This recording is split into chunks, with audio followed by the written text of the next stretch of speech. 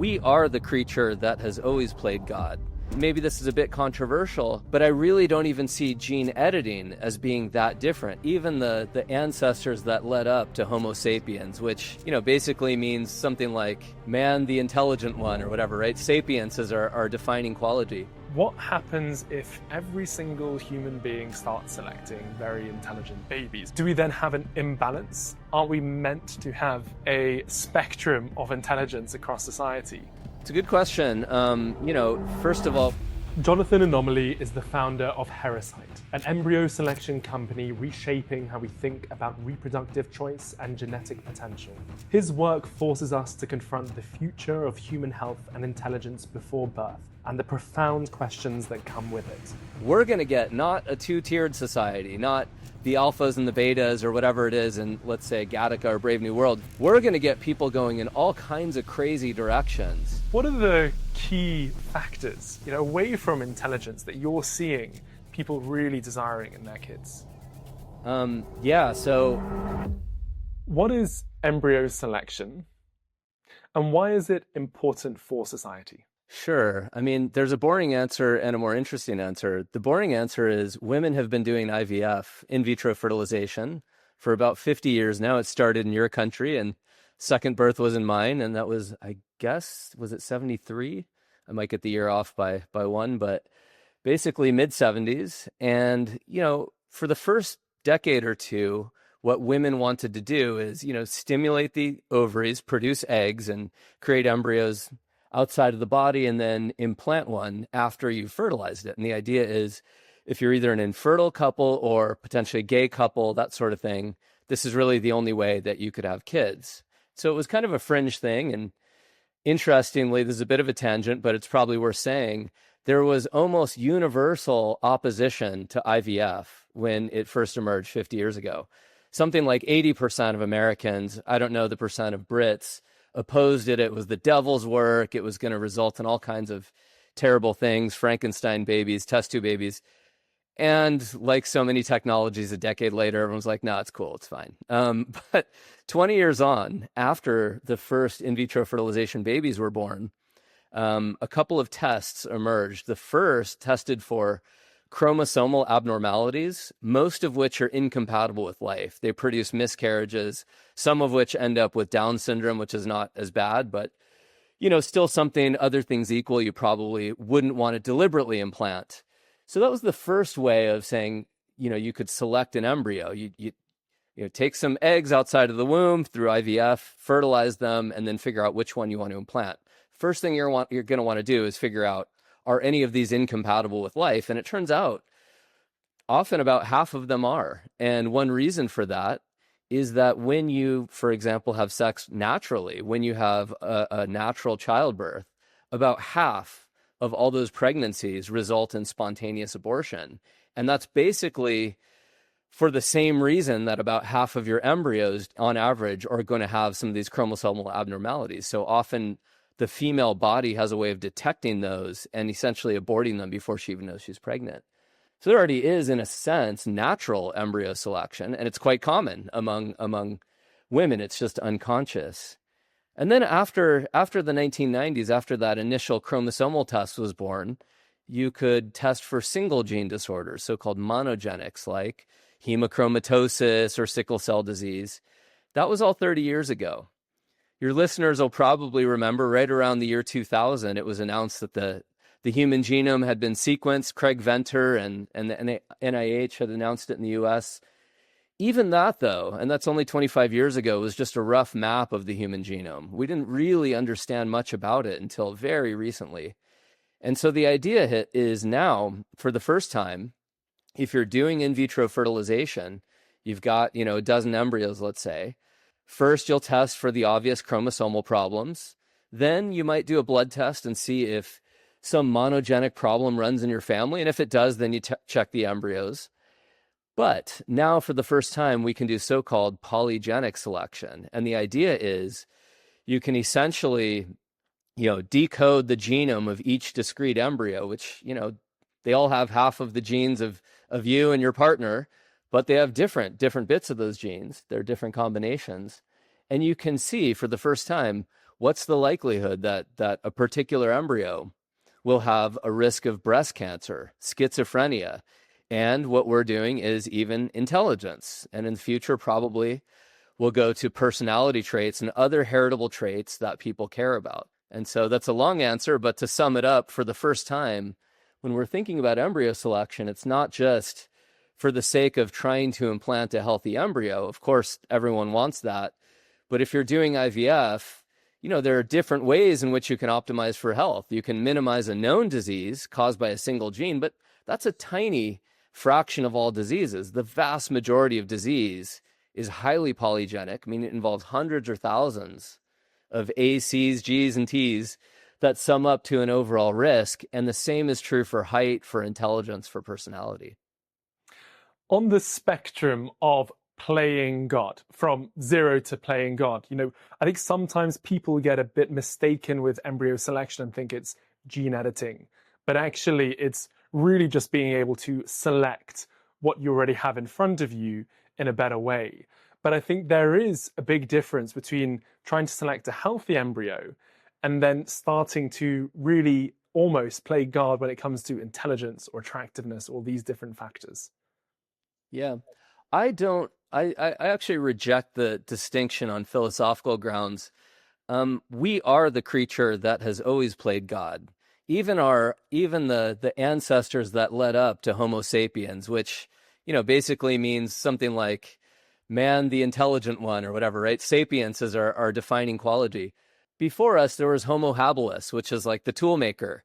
The defining thing about our species or our branch that we call Homo is basically that we're not as big as other animals, and certainly not, chimpanzees or gorillas, which are much stronger than us, even though they're pretty bright. What distinguishes us is our intelligence, our ability to use tools to create the tools we use and then transmit them through culture. So science is literally a defining trait of our species, I would say. And the name of the game in evolution, apart from, the proximal game, is leaving more copies of your genes. But, when you're thinking about it at the level of what a particular organism does, it's trying to figure out ways of navigating its environment, surviving, getting enough food, avoiding disease, winning wars. And basically the way we've always done that is through inventions. And so whether it's inventing fire, inventing words, like what is the ultimate enhancement? It's fucking words, right? Like words were amazing because now for the first time, you didn't have to memorize things. You could actually write them down, solve equations, and then build on top of those equations, right? And kind of have a cumulative culture that made us better and better. And the same goes for science. So when you go, when you think from 0 to playing God, where were antibiotics? Where were vaccines, which is a kind of immunoenhancement? It's not just, basically dealing with what you might call a natural problem. What you're doing is literally enhancing the immune system such that it's better than any of your ancestors would have had, right? It's capable of fighting new viruses, new bacteria, if you're talking about antibiotics. And so, yeah, I don't think it's really any different than almost anything we've ever done. And maybe this is a bit controversial, but I really don't even see gene editing as being that different. Now, I will say, in defense of what we're doing for those who do think that what's, quote, natural is very different from what's artificial or playing God, when you're thinking about in vitro fertilization, you're taking whole natural embryos, which are combinations of sperm and egg, which you would have been doing anyway, whether it's through natural sex or you do it outside of the woman's body. And what we're not doing is editing any genes at all. We're just scanning those whole natural embryos, the variation that two people naturally produce. And then you might say optimizing. I don't really like that word. It's rather just sort of looking at information. And the most obvious things people are going to do, right, is first of all, is there some disease that runs in my family? If there is, let's check that. Is there some new disease that happened either through a de novo mutation or just through some unique combination of genes that me and my partner has? So most people are going to look at that. They're going to try to reduce disease risk. They might have a look at intelligence, things like that. Is that playing God? If it is, it's playing God when you're on the dating market and you're thinking about, you introduce your potential spouse to your family and they gossip about that person either favorably or unfavorably. You're always getting information about not only your partner, but the potential people you might make with your partner. And whether it's conscious or unconscious, you're essentially playing God all along. So on the one hand, embryo selection is quite different than gene editing. We're just revealing information about the embryos that you naturally would produce anyway, at least through IVF. On the other hand, I'm just not sure that the natural artificial distinction is worth preserving, or the we're doing human stuff versus playing God is worth preserving. We have just launched the Beyond Tomorrow community, and I would love for you to be a part of it. Think masterminds with some of your favorite podcast guests, dinners and events in your city, accountability groups, free giveaways, and a space to have all your questions answered. And what's best, it's all for free. Just check out the link in the description below or head to school.com/beyond-tomorrow. That's skool.com/beyond-tomorrow. Let's go on a bit of a history lesson, because we had this thing called eugenics, which would be great to define for our listeners, which gained popularity in some circles in the 19th century and 20th century. It was mainly at a state level and often associated with totalitarian regimes. But now you have this liberal eugenics movement, which is more about empowering the individual themselves to make those changes. Take us back to 19th century eugenics and why what you're doing is very different. Yeah, before I do that, take us back is the first part of the question, and then I'll take us forward. So Francis Galton defined the term. He invented the term in the late 19th century, and that was a pretty unique time in human history, right? Charles Darwin had discovered the theory of evolution by natural selection, but those ideas were in the air for 100 years. And in fact, even David Hume, who Darwin's grandfather really enjoyed reading, David Hume had this idea that maybe we don't need a kind of creator or a watchmaker to make watches. If you start out with a few natural laws and you have enough time, you get these patterns that are really emergent orders, but they look like they were designed and so on. And, Darwin just took that through his observations, to its natural conclusion, which is, maybe humans are a bit like that too. So you start off with some self-replicating molecule. We didn't have a word called gene. Darwin didn't invent that. It came some 40 years after his first book. But he knew there must be a unit of heredity that was producing variation, and there must be a selection force. And that force is war, disease, famine, scarcity, and of course, even mate scarcity, right? So sexual selection. So these ideas are in the air. And of course, Charles Darwin had a cousin named Francis Galton, who was really quite a genius. He invented a lot of what we now consider modern statistics, including terms like correlation, this phrase, nature versus nurture, that comes from him. He was the first behavioral geneticist. He had this idea for a natural experiment. If we want to know how heritable traits are, let's look at twins that are raised together versus raised apart. And let's just observe them. How similar are they? How different are they? And that'll give us some answers.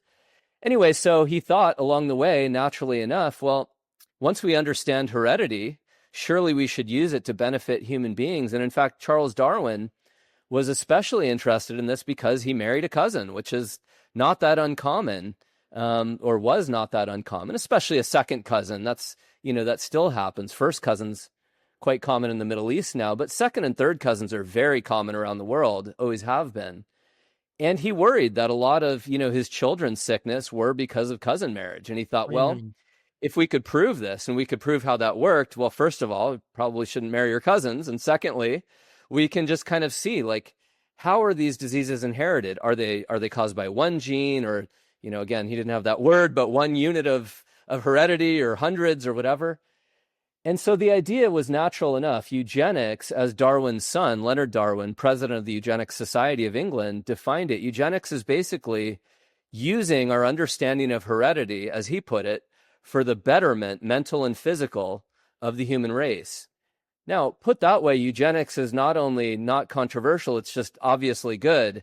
But of course, it was then used in various ways First in the 1920s in the United States and the 1930s here to justify forcible sterilization laws. And then it was actually, Hitler in the 1930s and 40s adopting California and New York and other laws that were passed in the United States for sterilization, and then just cranking those up to apply to hundreds of thousands, if not millions of people. And so, eugenics has actually a pretty complex history. I don't want to get into too many details, but it actually starts off pretty innocently with Darwin and Galton just saying, like, look, if you understand heredity, why not use that understanding to improve the welfare of your kids? To, okay, there's a master race and we're going to sort of sterilize everybody else. And there's a pretty big gap between those two things. But unfortunately, journalists and other people are often not subtle thinkers. And so if you just use the word eugenics, that's supposed to mean what Hitler did.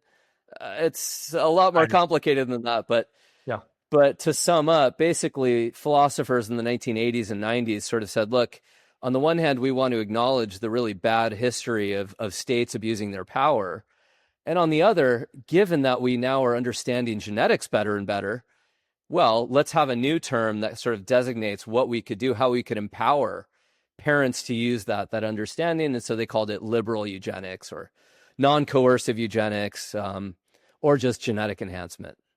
So what we have now is the opportunity for people that have the money right now, I know it's going to get cheaper, to select embryos based on a number of different variables. And I really want to focus on the intelligence one. I spoke to Sebastian Brunmeier on the podcast, and I asked him, what happens if every single human being starts selecting very intelligent babies, right, or embryos? Do we then have an imbalance? Aren't we meant to have a spectrum of intelligence across society? It's a good question. First of all, when you say meant, I always think in Darwinian terms, and Darwin, let's just say evolution, not Darwin. He just discovered evolution. Evolution doesn't have a goal.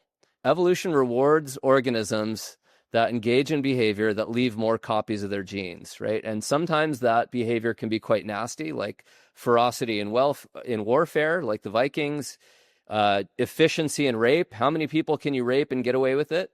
Or, in other cases, how well you treat people, where in a society in which virtue is actually rewarded, with more mates and that sort of thing, with more friends and resources and mates, then you're going to get more people who are like that. And so, where we're meant to be, I know you're using it metaphorically, and it's hard not to speak in those terms when we're thinking about evolution, but really there is nowhere we're meant to be. And so what I like to say is where we are now is a pure accident of history, and it's not the same as where we were even 2 centuries ago, or where we'll be in 2 centuries after.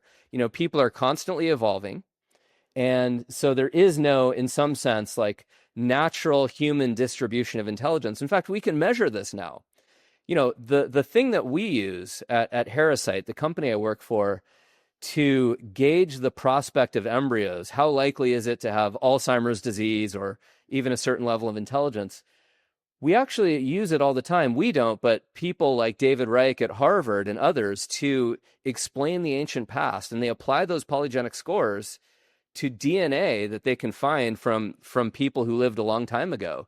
And they see height, intelligence, all of these things that we can measure, they change over time. And why wouldn't they, right? In certain cultures, these things are rewarded. And so the people who have more of them, whether it be more intelligence or a lower risk of this or that, or maybe more height or whatever the case is, broader shoulders, they're going to be rewarded in certain environments. And so at that time, in those environments, you're going to see more of them. So I don't really think that there's any reason to believe that where we are exactly right now is the perfect distribution of traits. It's never been, and it's never going to stay where it is. Indeed, if we take a trait that's less mysterious than intelligence, take height. You might say something like, you shouldn't select for much different than the average height in the human population.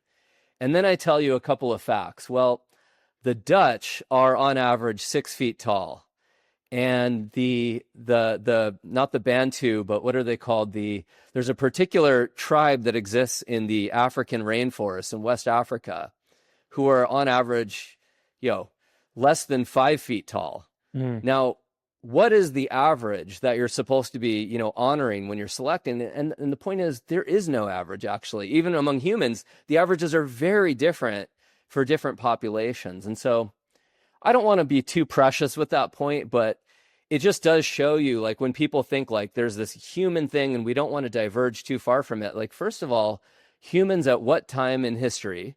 Humans in which group, in which part of the world right now, right?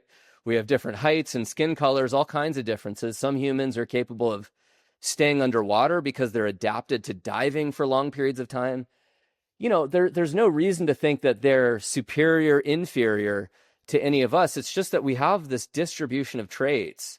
And what we can do now for the first time in history is ask ourselves, what do you want your kids to look like? Do you want them to live longer or shorter lives? Do you want them to be at higher risk of having Alzheimer's disease or lower risk? And I think with intelligence, look, the one way in which I will concede some ground on this, that maybe we shouldn't go too far outside the averages. We don't really know what it looks like to have like a 300 IQ or something like that. I mean, probably your head would have to be really big, and maybe there would be some downside effects. But what we're talking about now, for example, is if you have like 5 embryos, you might get like something like a 9-point spread between the lowest and the highest on average. And so should you select the highest on that one? Well, if you care about intelligence, why not? And if that's the one that has the lowest disease burden as well, why not? There's not going to be any downside risk. And if you like, we can talk about the upside risks, actually. There are, when you select for intelligence, there's actually all kinds of positive correlations with health traits. And also mental health. I think there's something very correlated towards keeping in good shape mentally when you're more intelligent. Is that right? Indeed. That is right. And there's a lot of mechanisms we can talk about. One mechanism is pretty straightforward because people, correlations are cheap and they're easy to find, but what's the causal variable? So intelligence researchers have noticed for a long time that smarter people tend to live longer lives, healthier lives, and so on. They make more income, get more educational attainment. That's kind of obvious. Intelligence enables it. It doesn't guarantee it. Probably want some personality traits like conscientiousness. You want to be born in the right country. Some of it is luck, but intelligence enables those things. But why does it correlate with longer, healthier lives and better mental health? There could be a few reasons. It could be like one potential explanation, although I've heard it disputed now, is that there's like a general factor of psychopathology. And so if you're brighter, you tend to be at lower risk of various psychopathologies, probably because you have fewer of the genes associated with those psychopathologies. So maybe it's not intelligence causing the lower risks, but rather there's this correlation. But in other cases, it's probably causal. And I get this from Jeffrey Miller, a conversation with him. His idea is something like this. If you have a kind of mental illness or you're prone to it, if you're brighter, because brighter people tend to have more self-control and they think about the future more and they plan for the future more, you're more likely to take the appropriate steps to actually, deal with your mental health, whether it's taking medications or in many cases, medication isn't the right solution. Just figuring out, I need to actually just go to the gym every day and stick to that routine. I need to get enough sleep, etc. It may sound crazy, like, oh, well, that's easy. Like, you don't have to be smart to understand that. The reality, though, is, brighter people on average, again, if they're capable of controlling their lives a little bit more, they are going to be better at these things. And we do have evidence for that. So some of it really is causal. Yeah. It's fascinating. I just recorded a conversation with Baroness Susan Greenfield in the UK. And we went deep she wrote a book on identity and what it means to be human and a successful human and a liked human. And actually, it depends. It really depends on what we deem to be a model human. For me, it's someone who is curious and kind and empathetic, compassionate, grounded. It's someone who looks after the community, but it varies from person to person. And so it's funny with intelligence because, again, I see intelligence as an important pillar, but does that mean the individual is potentially less curious or creative? Are they individual? Are we removing that individuality by having this selection process? I really like that question because even though I'm often in a position of having to defend intelligence, because A, my company selects for it, and B, I've written a little bit about it. I think it's important. I also think that many, let's just call them IQ realists, people who have read the literature and understand intelligence really does correlate with a lot of good outcomes, including health outcomes. Some of those people probably over exaggerate it because it's easy to measure, or at least easier to measure than these just general sense of like, he's a good guy to be around, or I really like her company, or she's super creative and I just like her attitude and I like her style, and some of these variables are going to be pretty hard to measure. And this is why I think mate selection is always going to matter. This is why, we can't measure everything, right? And we can't expect too much from intelligence. I will say, having said all that, you probably can't be very creative if your intelligence is very low, right? You can probably be a bit creative, but in a way, Linda Gottfredson and others who have tried to define intelligence have said it's a kind of creative ability to solve problems, right? Or to creatively solve problems. And if that's the case, you're building some sense of creativity, the ability to make, disparate inferences and really kind of see patterns where other people can't see them. So in a way, it's built into intelligence, but fair enough. I think it's a separate concept to some extent, and we'd want to preserve that just as much. I wrote a paper, I published it 5 years ago with a guy named Julian Savulescu at Oxford, who's probably been more in front of this issue for longer than anyone, writing in favor of human enhancement. And we wrote a paper called Great Minds Think Different. And the point of that paper was to explore this idea that in the future, people will probably be selecting for, even editing, personality traits. And like, what would the optimal set of personality traits be? Well, that's going to depend on the person. And what we really want is to preserve a diversity of personality traits in the human population. And I've come out of that, writing that paper, thinking these things through, looking at how people actually select, thinking the problem is going to be too much diversity, not too little. We're going to get not a two-tiered society, not the alphas and the betas or whatever it is in, let's say, Gattaca or Brave New World. We're going to get people going in all kinds of crazy directions. And if anything, people who worry about too much conformity should probably be thinking about the other side. What's going to happen when people are selecting along really weird and different directions than you are, and they do that over many generations. So actually, yeah, I have the opposite worry.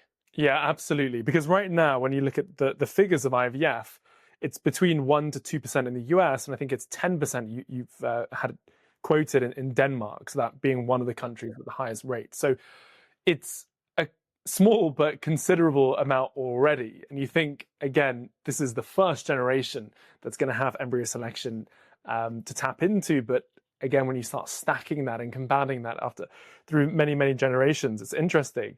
But you make a really, really interesting point there, because it's the haves and have-nots. It's the people that have this opportunity to start selecting. And again, I always quote Yuval Harari's Homo Deus in this, and this splitting off the people that want to and won't want to, the ones that can and cannot. I assume it's going to really be the ones that want to and not want to, because eventually this sort of technology is going to become really cheap. Yeah. So I think I'm not too worried about the people who want to and can't afford it right now, because as mentioned, if you're talking about embryo selection, it's not powerful enough to radically change human nature in even a generation or two. It can touch it up around the margins. Again, mate selection is still way more powerful. But yeah, radical gene editing, or what's called iterated embryo selection, where you actually use in vitro gametogenesis. You take adult cells, turn them into egg cells, then turn those into embryos, and you have hundreds of those, let them grow, biopsy them after a few days, then merge them, turn those into eggs, merge them with sperm. You can iterate on that, and you can imagine dramatically changing human nature in a single generation.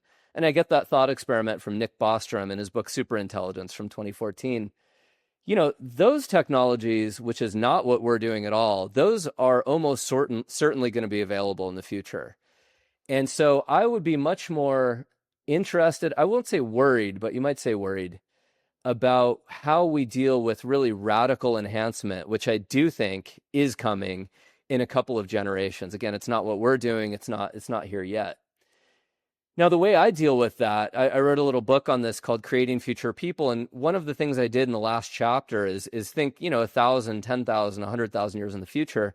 Always dangerous to do that. But, I was thinking through as a kind of political philosopher, how do we deal with radical inequalities, right? People who simply don't want to enhance, let's say, and others who want to radically enhance, even if it's in many different directions. And, the only solution I have is I think we should radically rethink the foundations of political society. You mentioned, our mutual friend, Sebastian Brunemeyer. I think we met in Prospera in Honduras for the first time, which is a kind of startup city, a kind of libertarian city state. I think we're going to get a lot more things like that in the future.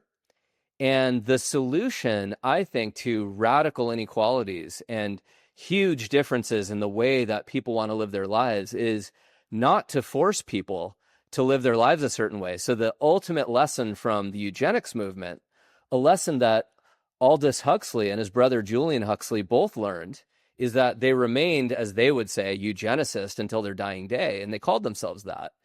But they rejected government coercion and rejected this dystopian picture where governments are controlling our reproductive choices.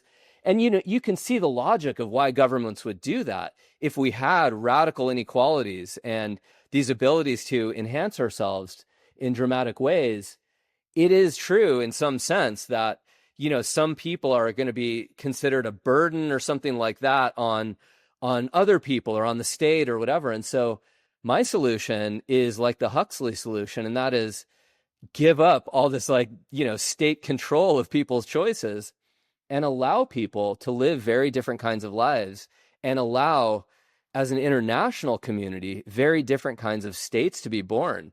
So you take a country like China or the United States, and you can see why we have these giant multi-ethnic, countries, democracies. And that's because of economies of scale with military and trade and stuff like that. But the reality is, the bigger you get, the more you amp up these kind of political disputes. They're just going to get bigger and bigger. And I mean, my solution is we have less political dispute if you let people form their own kinds of communities, their own states, etc. And that's going to be the way that we deal with these really big inequalities that emerge between people. That's probably not satisfying for everyone, but I'm just being realistic here. So yeah. And it is, because there's so many facets and caveats here. The first one being bad actors. You have states that will do whatever they want to do. And it might be the ones that we could kind of picture today, but politics changes, countries change. You never know what's going to happen in 10, 15, 20 years. And then the second part of it is that we are the spectrum, again, with Roatan and all these little cities and communities and countries that are kind of off grid. It's in many ways utopian, and I see the value in what they're doing, but humans are so different and want different things and are wired differently. And I think that's what I am worried about. Because it's funny, the mission of what I do, of the podcast, of my community, is all about human flourishing, giving people the tools to be able to mentally and physically thrive. And we've kind of shifted that a bit, because I've realized that some people really want to help themselves, and some people would prefer just to tell me, Julian, F off. And so it's more about if not interested in living a longer life or whatever. Yeah, they just don't want it. Or even just putting people down for wanting to help others. Even that, some people saying human flourishing, fuck that. People are different, and I think I'm coming to terms with that, and that's the issue with any of these kind of more out there technologies. I mean, but this is the problem with having an increasingly oppressive set of political parties, political systems. I mean, when you think about what's going on in Britain, more and more control over speech and that sort of thing. I guess, we've got the Make America Great Again. You've got Make Orwell Fiction Again, whatever the slogan is there. It's really scary. I mean, the worst way to deal with human difference is to crush that difference. I mean, the premise of your question, 10 minutes ago is is kind of like, how do we prevent people from living in a society where like some have certain kinds of advantages and others don't? And, one way to do that is to force everyone to be the same. We all know how that ends. That's not a great vision. As E.O. Wilson said, sort of great theory, wrong species, applies really well to ants, not so much to humans, especially if you're committed to a moral view like you and I are, to allowing the individual to flourish in the way that they see fit.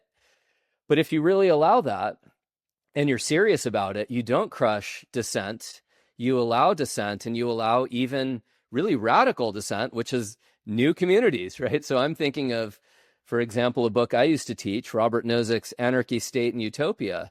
And, his utopia is not one utopia. It's not a Marxist, super state. It's a million utopias. It's a million different versions of what utopia looks like, recognizing that we all have very different goals. And in the future, one of the great things about technology is, it's not necessary for you to have some giant standing army to face off against another standing army if they attack. There are going to be technological solutions to that, and I don't, I know this isn't a podcast about war and about political philosophy. I asked a question about war just now, so it's funny you say that.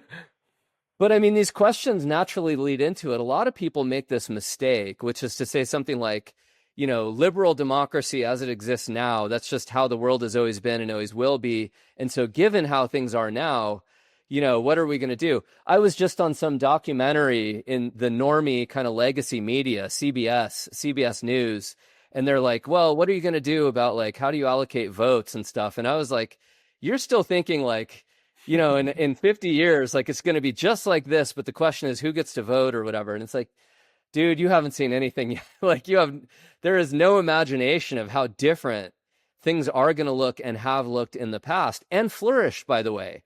Athens was very different.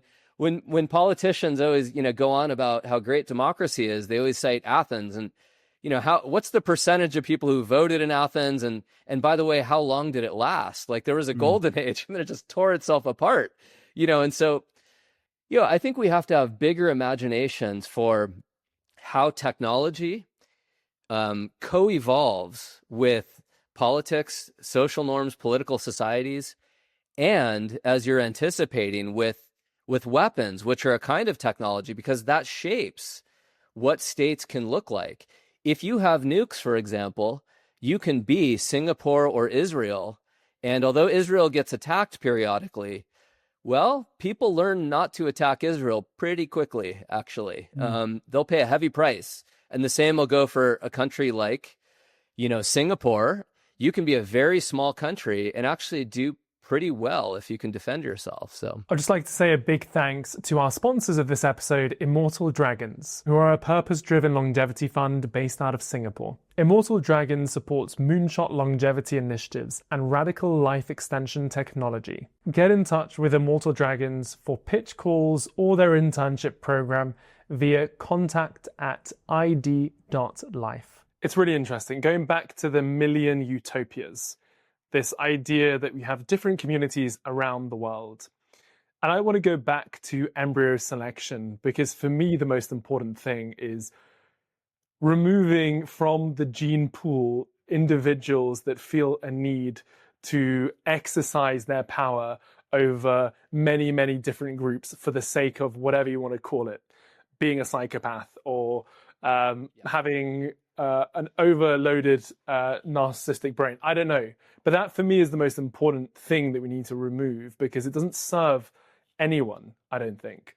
And Elon Musk famously said that we as humans need war.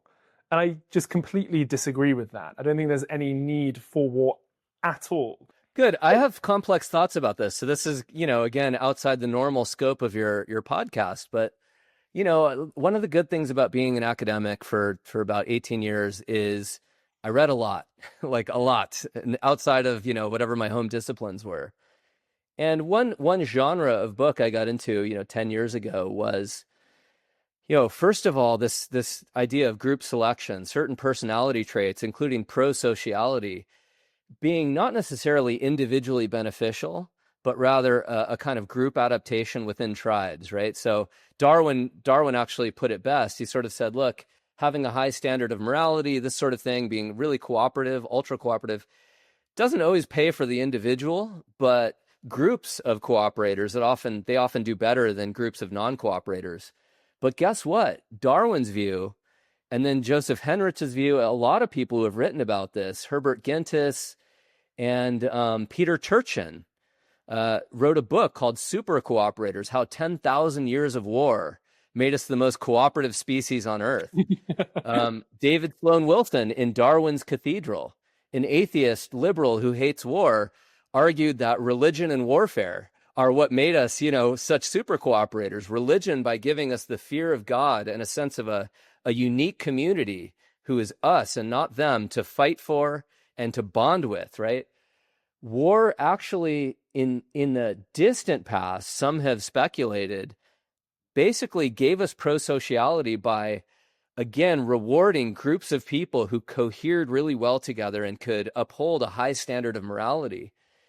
And so now, having said that, for the last 100 years, I think World War I and World War II were the greatest catastrophes to the human race by far, worse than the Black Death. Not because they killed a higher percentage, but they took the best Brits, the best Germans, the best Frenchmen, the best Italians, and the best Americans, and slaughtered all of them. And Russians, for that matter, right? Just tens of millions of people who, in many cases, volunteered to join the service, right? Out of the right motivations, and were just sent to slaughter other people who were motivated in similar ways. So on the one hand, I agree, war is, especially in the future, horrific and to be avoided. On the other hand, I wanted to point out, it probably in the distant past had, as you might put it, eugenic effects. And I mean that in the sense that it probably made us more pro-social by weeding out antisocial people. Interesting. So sorry to rain on your point there.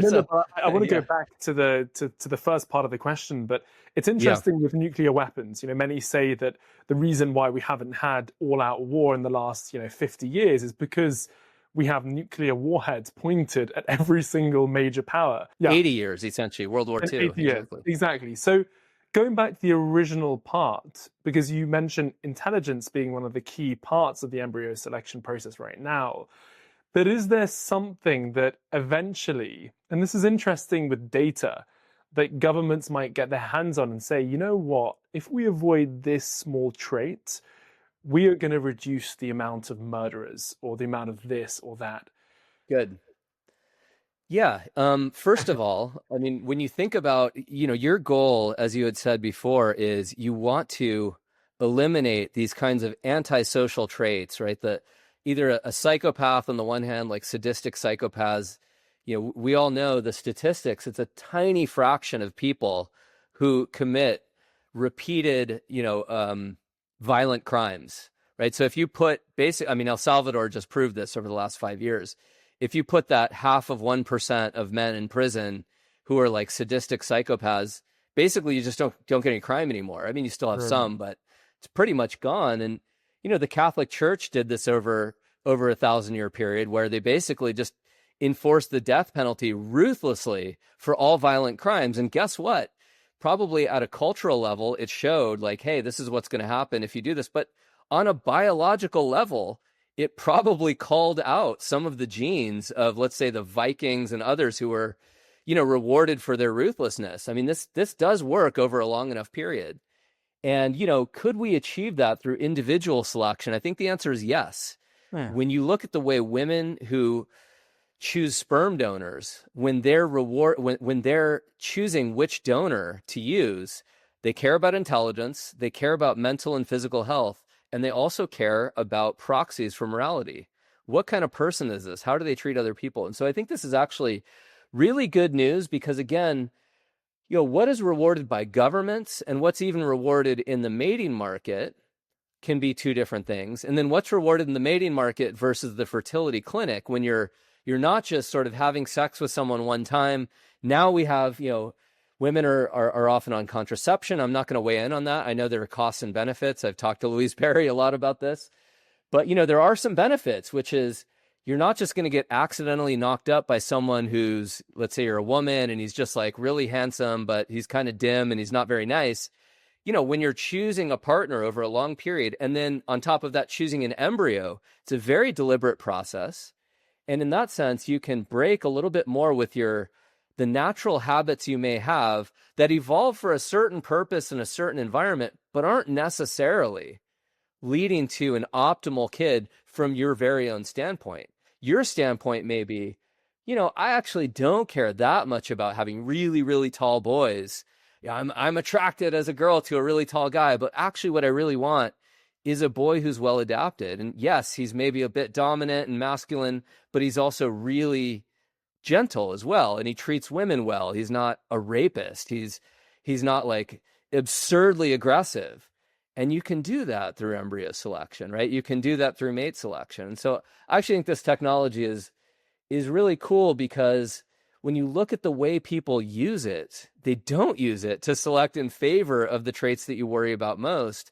And so, in fact, what we're doing at the individual level is precisely what governments wanted, but couldn't possibly achieve through coercive means. Because inevitably, right, this is what Aldous Huxley was getting at in Brave New World. Him and his brother, for decades after the Second World War, went on about how we need to use, genetics and our understanding of this to improve our children and all of this, including for intelligence. Julian and Aldous Huxley, to his dying day, thought this is really important that we select for these things.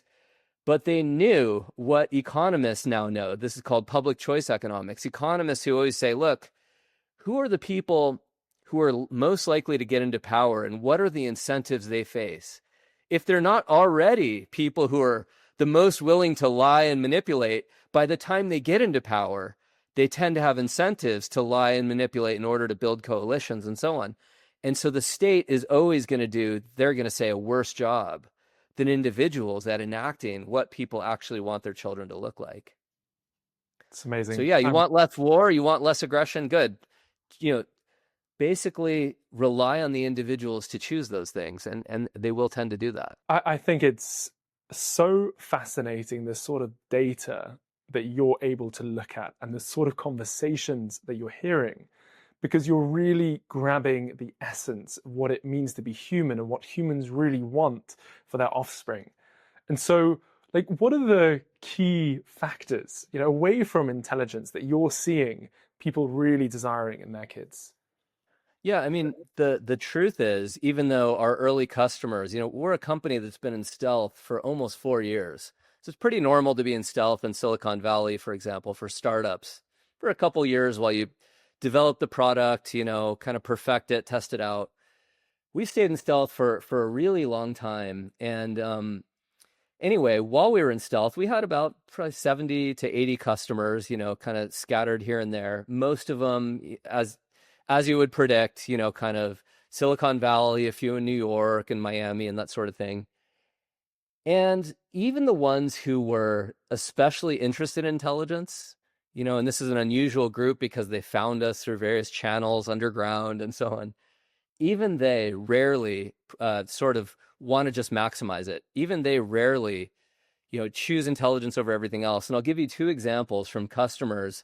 One of which is, I don't have to anonymize because she's given public testimonials and gone on the news for us, but another, I'll conceal their identity.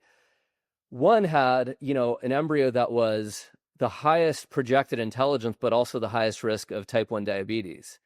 And that's a pretty bad disease, even though it's quite treatable. You just wear a patch, to monitor and inject insulin. You have to do that your whole life. And if something happens with the medication, you can die pretty easily, right? And it still can be limiting. And so, of course, she's not going to choose the embryo that's at the highest risk of type 1 diabetes just for a couple of extra IQ points. And in another case, they had a risk of breast cancer that they didn't know they had before, which is the BRCA gene, which elevates your risk of breast cancer to 50 or 60%. And so in both of those cases, just to give examples, they chose health over intelligence. Having said that, what are the more interesting things people have done? We've had a few outliers. We had one model who, she just had nothing but blue eyes in her family, and she just wanted blue eyes. And I just thought it was kind of funny because she's like, look, my husband's really smart. He's a lawyer. I don't really care about that stuff. Our kids will probably be bright enough. I just want blue eyes, And So there are some people who are like monomaniacal about the one trait, but it's very rare. And I would say the main thing people want that we can't give them yet is various personality traits and things like severe depression. So someone will say something like, look, I have, really high levels of neuroticism. Either I do myself or my grandmother had severe depression, something like that. Can we reduce that risk? And the answer is very soon, but not quite yet. So Amen. if you like, we can talk about what the limitations are. Like, why can't we just predict those things now? But what we're doing at this company, but we're just one company among others. I'm sure there will be competitors in the next 10 years that'll emerge. Where we're going is we want to do more diseases and do them better. So, for example, autoimmune diseases affect a lot of people. We already can test for things like rheumatoid arthritis, type 1 diabetes, Crohn's. We want to get those more and better. We would like to get more information about longevity. So we already have a very good predictor for Alzheimer's. And it's kind of a bimodal distribution for your embryos, because on the one hand, we test for APOE4, which is a very famous single gene that predisposes to Alzheimer's, but the rest of it is highly polygenic. So we're looking at hundreds, thousands of variants that also might contribute. But we want to really get, longevity genes. And the truth is, I've been out on the road talking at these conferences, longevity conferences, with really no expertise at all in longevity per se. I'm giving these talks about, longevity for the next generation, kind of joking with people like, you guys are screwed, but your embryos, they're going to be great. But the truth is, we really don't know that much about longevity genes from what I can gather. So right now, what we do is we basically add together all of the disease risks that we can tally up, and then that's going to predict, longevity for your kids. But I think in the very near future, we're going to start studying longevity per se more directly, figure out what those genetic variants are, if there are any associated with it, and select directly on that. And then the other is, again, personality traits, which gets into complicated territory. I think we can talk more about it next time we get together in person. But you can imagine, at least, if you had some extreme trait, like really high levels of neuroticism, that can predict all kinds of things like suicide, extreme eating disorders, and so on. And so, maybe what you'd want to do is, you don't want zero neuroticism, right? You want some optimal level where optimal is somewhere in the middle of the bell curve. And, I think it's mainly going to be used by families who are at one end of the extreme of bell curves when it comes to, let's take OCEAN, the acronym: openness, conscientiousness, extroversion, agreeableness, neuroticism.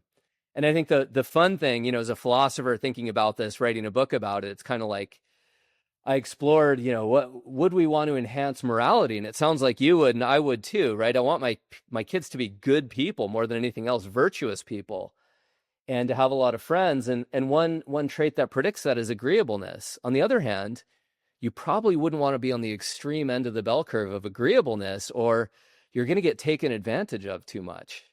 And so I like to say, like, when we're able to predict these things, on the one hand, it would be kind of cool if people predict, or rather select, a bit more for agreeableness and a bit more against psychopathy, sadism, narcissism, that sort of thing.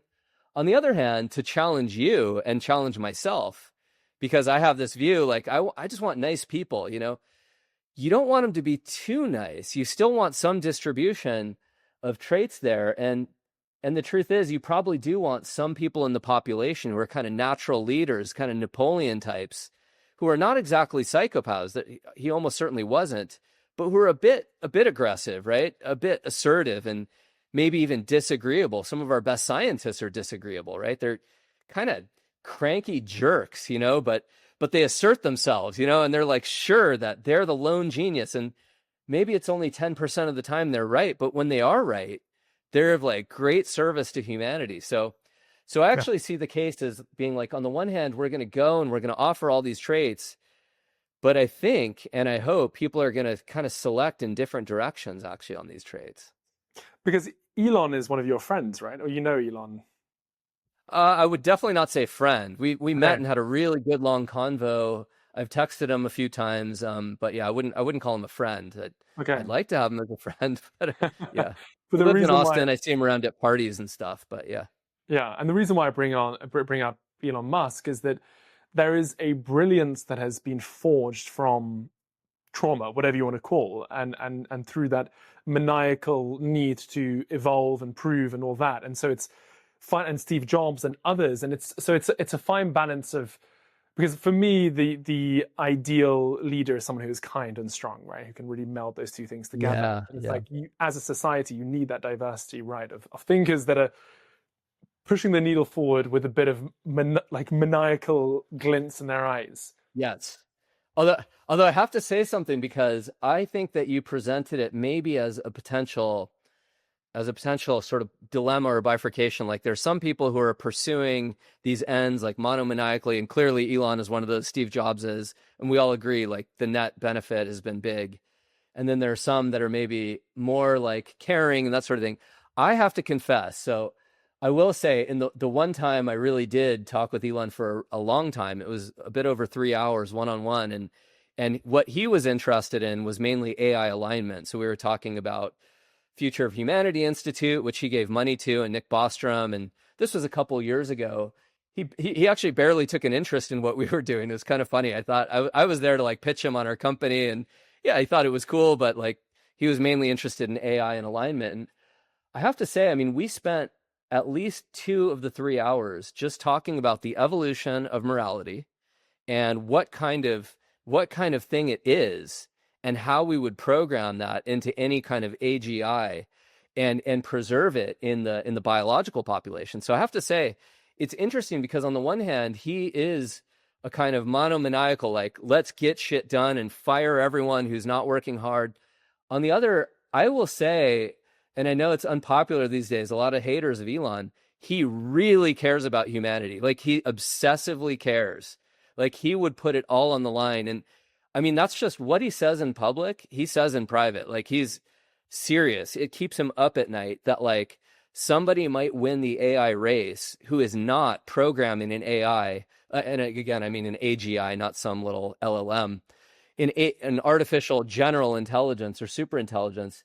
He's genuinely worried that the wrong person is going to win the race, and they aren't going to be, in some sense, compatible with human flourishing. So it's interesting. You can be both. I mean, I think he's living proof that you can be both like deeply caring and like do anything in your power and even destroy your enemies in order to achieve, dominance in one particular field. So Yeah, and it's the balance, right? And making sure that the spectrum. yes, How do you exactly. balance the spectrum? Because sometimes even the best intentioned people will end up pushing the other way. Absolutely. I totally agree, especially leaders, right? They convince themselves that they're on the right side of history, and the next thing you know, they're just destroying their enemies and, crushing their opposition. And yeah. Jonathan, there's been a bit of controversy recently, and I'm going to quote a X tweet that was written 4 or 5 days ago. I don't think people understand how bad the nucleus genomic situation is, unless the report Heresite published on them in July is completely made up. Nucleus has spent the past 4 years selling borderline fraudulent reports to thousands of customers. These are serious allegations of one of your main competitors. Where do you stand on this right now? Yeah, exactly. Or we should clarify, toward a competitor, not toward us. So we're Heresite. Nucleus is a competitor. Yeah, so I don't want to use specific words because some of them have legal implications like fraud. I don't know whether I can even use a word like that, but what we can say is that this company is pretty different from the other 3 companies in this space. So the other 3 are us, Heresite, Genomic Prediction, which was the first to do prediction of embryonic traits and so on, and then Orchid, which was second in this field. So, I like to say, like, look, you can compete on the lines of how good your science is, how good your product is, and maybe in other realms, customer service matters more. I mean, we try to do that with genetic counseling and give people a good experience, and I think we do. But what really matters in this field is like your science. Does it work, and does it do what you're saying it does? And I think the big worry over the last week is whether Nucleus for the last 4 years, whether it's cleaned up its act now, who knows? It might be in the process of doing that. But it has been giving customers reports on what look like predictors that weren't validated properly. And probably that means the predictive power of their polygenic risk scores is actually much lower than advertised, at least initially advertised. And the implications of that are that when you think about embryos, for example, not just an adult report where I'm giving a polygenic risk score and predicting your likelihood of getting, breast cancer, Alzheimer's disease, whatever. If you're talking about embryos, it's almost certain that if people were using them when they were giving those scores, they selected the wrong embryo. This is pretty serious, right? I mean, if you are purporting to explain or predict, let's say, Alzheimer's disease or breast cancer or something, but actually the predictor you're using is relying on just a few genetic variants out of the thousands that are associated and known to be associated with this, that is not good practice. I'll just say that. And in fact, we, for example, at Heresite, we have like 50 or 60 disease traits that we don't offer yet.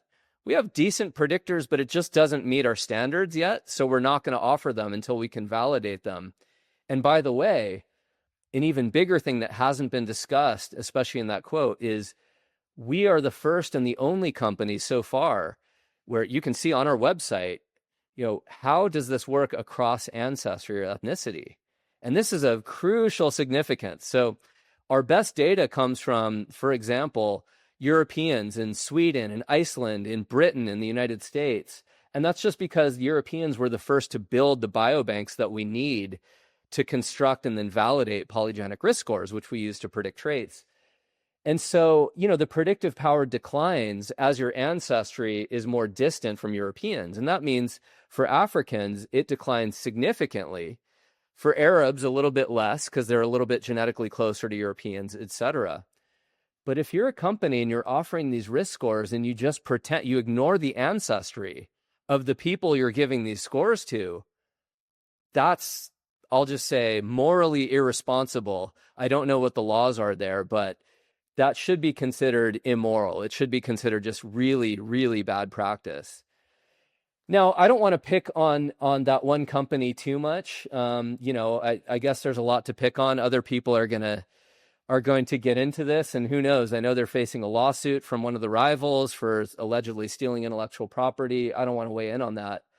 I will say another bad practice they were engaged in, and one reason, I think it is good that the story is coming out, is they were creating these it looked like artificially generated reviews from customers, like testimonials. And in some cases, they would swap the race. So they would have like two different races of people with the same quote, clearly. And one of them came from, some random catalog photo on the internet, and one was AI generated.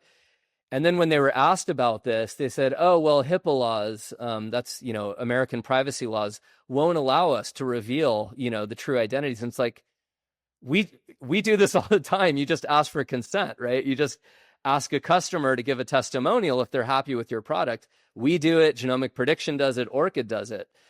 So it just started looking more and more fishy. And I'll just say, like, the one thing, because I'm not here to like shill my company. If you're interested, you can come to us, whatever. But just as a general claim, I mean, I taught about markets my whole life. I taught PPE, right? So this as a Brit, philosophy, politics, economics.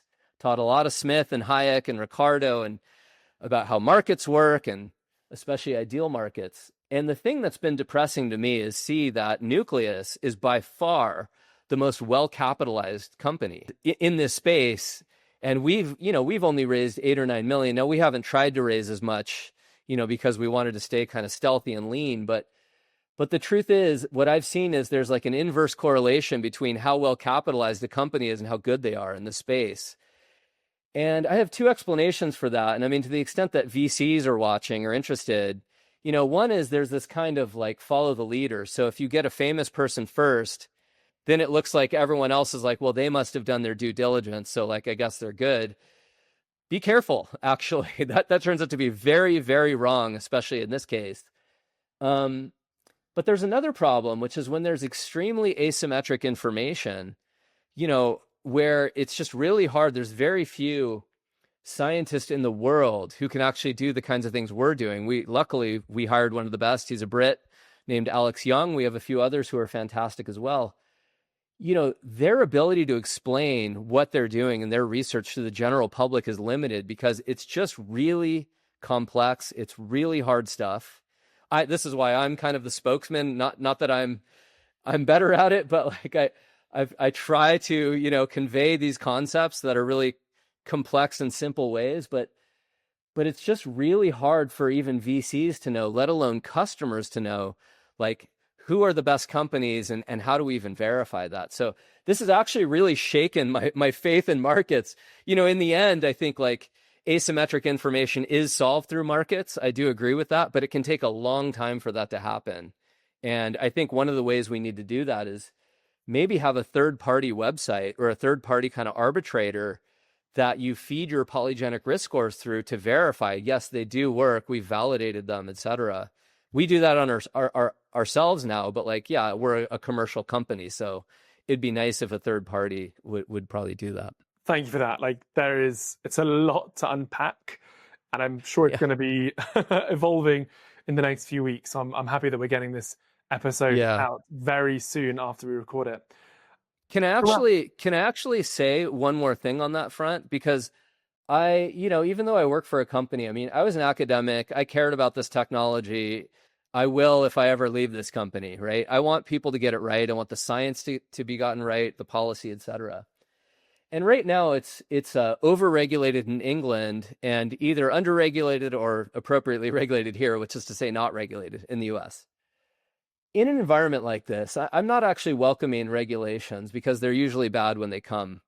But for a consumer or a VC, like, what should you be asking in this space? Like, that's the real question. And the real thing that a company can tell you is, apart from what are its R squared values, like how much of the variance can it explain between people's susceptibility to a disease, how do you validate this on real people? And how do you validate it on different ethnic groups? And if you can't give a really good answer and a really precise one, then as a consumer, you should run away really quickly from that company.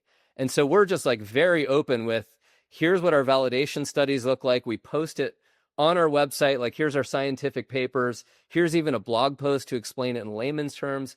I guess we'll be like twerking for TikTok and explaining it that way too in the future. I don't know, but like, we just want to make sure people really understand this. And let me just say, like, the 30-second version, how can you know whether polygenic risk scores work for embryos if these things haven't been born yet? And it'll be, as people say, well, oh, who cares? People will just sue you in 50 years and you'll already be rich by then. No. That's not the point. You can prove that they work now, and it's a really simple way. The way it works is adult siblings, and there are many, many adult siblings that we have tested, right, that are in biobanks and so on. Adult siblings have the same genetic relationship to each other and to their parents as embryos do to each other and to their parents. And so if you can predict the traits within some margin of error of adult siblings by just feeding their DNA through your predictors and seeing what comes out on the other side, and you get their height, let's say within an inch or two most of the time, or most of the time you're guessing, do they have this or that disease? Do they not have this or that disease? If you can do that across tens of thousands of siblings, then you have indeed validated your scores and they work. You're not going to ever get them 100% right, but that's partly because there's always going to be some weird random genetic variant that you haven't captured yet. The environment still matters. There's stochastic processes that are poorly understood in the womb and so on. And so the point is not that you're ever going to get a perfect predictor from genes. That doesn't exist. The BRCA gene, which everyone knows about, you go, oh, BRCA, breast cancer, that's only a 50% risk, right? It doesn't tell you if you have BRCA, you get breast cancer. It says your risk is highly elevated. And yet that's really good information to know, right? So you should not expect perfect predictors, but you should expect that these companies make their validation studies really known, really clear, and clear for your specific ancestry. If they haven't done that, run away and use another company. Thank you for that. Appreciate that bit. Public service announcement. To wrap up, Jonathan, what does your world look like by 2035? I want to give you a crystal ball here. Sure. Yeah, I think that it's going to be pretty exciting. My prediction, my bold prediction, is actually a pessimistic one on gene editing.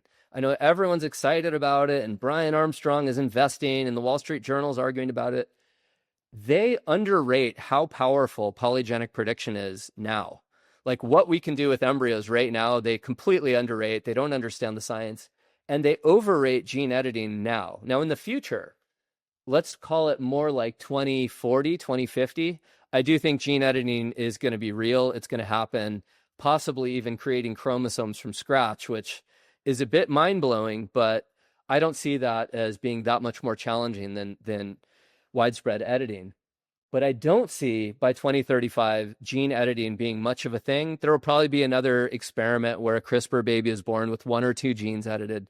But that's not what you want. You want multiplex editing to really get big change when it comes to health traits or intelligence or whatever, any of these personality things. You need hundreds or thousands of genetic variants. What we are going to see is more and better predictors for what we're doing. And I do believe in vitro gametogenesis, which I briefly referenced, again, just to say what that is. You know about it because of Yamanaka factors and this sort of thing in your space, but it's taking an adult cell, turning it into a pluripotent stem cell, and then turning that into an egg. If you could do that, you can imagine, it's just easy to visualize. You take a vial of blood, for example, and turn it into 1,000 eggs or 10,000 eggs. And if you could do that, you could have thousands of embryos from which you could scan the genome and then select between them. That would be enormously powerful. From that, you could basically have 2 short people having a reasonably tall kid, probably. It's same for intelligence, same for other things. Now, I just want to say, like, whatever your views are on like mind uploading these real transhumanist technologies, I'm not a transhumanist, for example, but I do think we can pretty significantly improve human health and human longevity, and even to some extent human intelligence. I don't think it would be a bad thing if on average humans had 10, 15 points of IQ. I really don't see an argument for that. We know that at that level, it's only associated with good things, including even more cooperation, which we didn't talk about. So I just see like 2035 as being really, really good, kind of optimal time for what we're doing with embryo selection, but pre-editing, and then right around 2050, or probably before that, but by 2050, I see gene editing as being really quite realistic and maybe even widespread. Thanks for that. We could, I think episode 2, we're going to go much deeper on that. My crystal ball here. But a final question for you, Jonathan. If you can give a parting piece of advice for our listeners today that might be interested in embryo selection, or just your philosophical views of humanity, individuality, and what the next chapter looks like, please. Yeah, okay, fair enough. I'm not often asked to give advice, but why not? I'm back in my advisor role as a professor here. You're in office hours. So I still think, at least when it comes to the reproductive realm, most important thing you can do is choose your partner or sperm or egg donor, if you're going it alone or whatever else. So that's really important. I think you should relax as a parent. I think that the most important thing you can do is foster a creative, supportive environment, because your kid is going to become who they are. A lot of that is, it's not just that genetics is really important, it is. And so their personality will become what it naturally is like. But you really can't do that much by really hammering away at your kids and trying to, by tiger parenting, make them, enjoy things that they don't naturally enjoy. So I think the good news in this realm is realizing a lot of stuff is heritable, and the parts that aren't heritable are probably, again, to use this word, stochastic processes that are poorly understood, where genes are activated by environmental cues in ways that we just don't understand. But we do understand parenting is mainly not doing that, because we've got just dozens of studies showing over long periods of time, parenting does not have a huge effect except when it's really bad. And so the upside of this is, you know what, like, relax. You can have a bunch of kids. You should have a bunch of kids. Choose a partner well. if you select embryos, I'm not trying to tell everyone they should use our services, but if you do that, you can rest even a little bit easier because probably you are going to have a lower disease burden, maybe a bit more intelligence and that sort of thing. And that just means like you can really enjoy life and look forward to a time where you kind of stack the genetic deck in favor of your kids, you test yourself, etc., optimize your nutrition and just chill out, just enjoy life. And things are really just going to get better as markets evolve, as technology and medicine gets better, and hopefully we get a little bit more human freedom in the future. Yeah, have a bunch of kids and enjoy life. That's my advice. As you said, make Orwell fiction again. Jonathan, thanks so much. It's been a pleasure.